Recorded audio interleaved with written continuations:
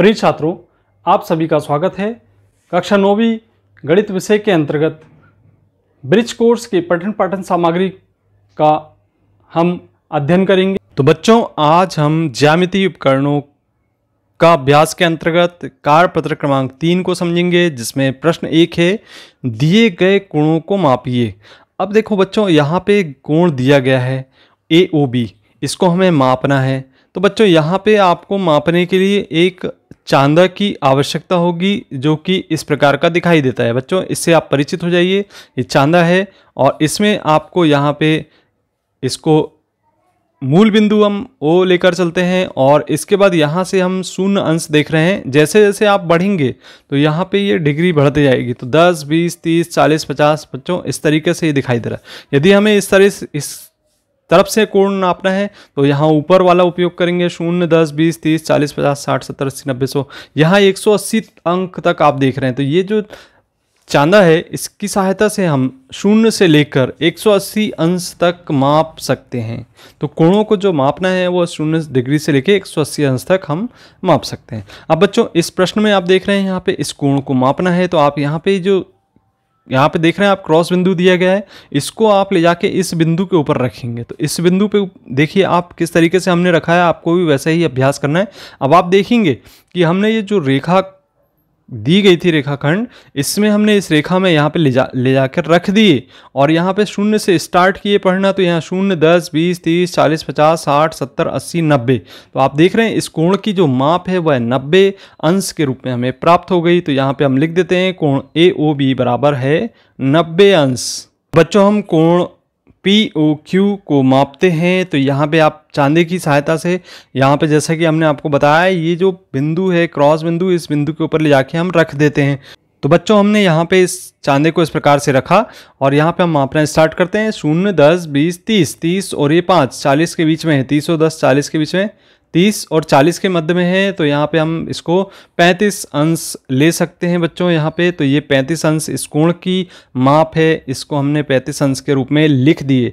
अब बच्चों, अगला देख रहे हैं आप XOY देख रहे हैं आप, यहाँ पे इसको मापना है। तो यहाँ पे हम पुनः यहाँ पे हम चांदा रखते हैं, यहाँ पे क्रॉस बिंदु से लेके उस कॉर्नर पे रख दिए। अब इसको मापते हैं तो ये पुनः आपको दिख रही है 35 अंश के बराबर। तो 0, 10, 20, 30 और 40 के मध्य में ये बिंदु प्राप्त हो रहा है। तो ये हो गया आपका 35 अंश। तो बच्चों, इस प्रकार से आप देख रहे हैं ये इसकी माप प्राप्त हो गई है।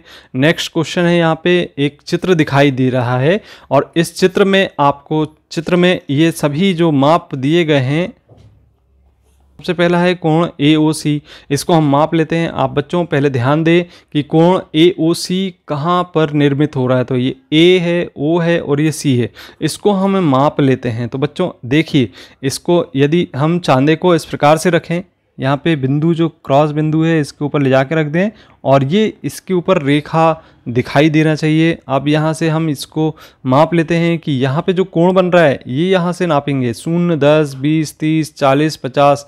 तो यहाँ पे आप देख रहे हैं 40 के बाद यहाँ पे 45 पे आ रहा है। इसका मतलब ये हुआ कि जो कोण बन रहा है AOC वह है 45 अंश के बराबर। तो यहाँ पे हम लिख देते हैं बच्चों 45 अंश।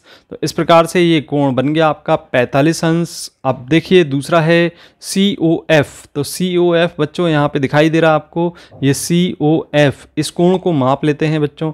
तो यहाँ पे हम यदि C इस प्रकार से रखें चांदे को, आप देख रहे हैं ये लाइन के ऊपर लाइन आ जाना चाहिए और ये क्रॉस बिंदु के ऊपर क्रॉस बिंदु यहाँ पे आपको दिखाई देने लगा है। तो बच्चों इस तरीके से हम यहाँ पे रख लेते हैं और ये रख लिए। अब आप देखें सीधा 90 डिग्री का एंगल बन रहा है बच्चों। तो इस प्रकार से ये जो कोण निर्मित हो रहा है COF, उसको हम लिख देते हैं 90 अंश के बराबर। अब बच्चों यहाँ पे FOB कोण पूछ रहा है, तो FOB हम देखते हैं। तो यहाँ पे FOB, इसको भी माप लेते हैं। तो यहाँ पे हम माप लेते हैं यहाँ से बच्चों, इस पे यहाँ पे हमने रखा बिंदु पे और ये इस तरीके से आप देख रहे हैं कि यहाँ पे आ गया 40 और ये हो गया आपका 40 और 50 के बीच में। तो ये 45 अंश यहाँ पे निर्मित हो रहा है बच्चों FOB। तो यहाँ पे हम FOB में लिख देते हैं 45 अंश के बराबर। अब कोण BOD को मापते हैं। BOD को जब आप मापेंगे तो यहाँ से B और ये O और ये D, अब आप माप लें यहाँ से। आप चाहें तो चांदे को इस तरह से रख लें ये इस तरीके से रख लें बच्चों। तो यहाँ पे आपको BOD कोण मापने को मिल जाता है, इस कोण को मापना है एक्चुअल में। तो ये आप देख रहे हैं यहाँ पे, इस कोण को जब हम मापते हैं तो ये कोण आपको दिखाई दे रहा है, ये 40 के बाद 45 अंश दिखाई दे रहा है। तो यहाँ पे जो BOD कोण है वह भी 45 अंश ही बन रहा है। इसके बाद अगला कोण है बच्चों यहाँ पे DOE। तो DOE कोण को हम माप लेते हैं। यहाँ पे आप देख रहे हैं कि DOE कहाँ बन रहा है, DOE।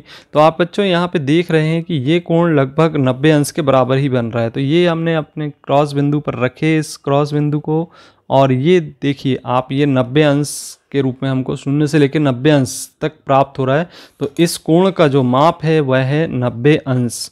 और बच्चों EOE को जब हम मापते हैं तो उसका भी माप आप देखेंगे कि 45 अंश के बराबर ही प्राप्त होगा। तो इस प्रकार से बच्चों ये थे इसमें दूसरे प्रश्न के अंतर्गत इन कोणों की माप हमें मापना था, और इस प्रकार से इस प्रश्नों को सरल करना था। तो बच्चों ये आपको समझ में आ गया होगा कार्यपत्र क्रमांक 2। और अभी तक आपने पिछली वीडियो को नहीं देखा तो यहाँ पे एंड स्क्रीन पर दिखाई दे रहे हैं ज्यामिति उपकरणों के अभ्यास के अंतर्गत।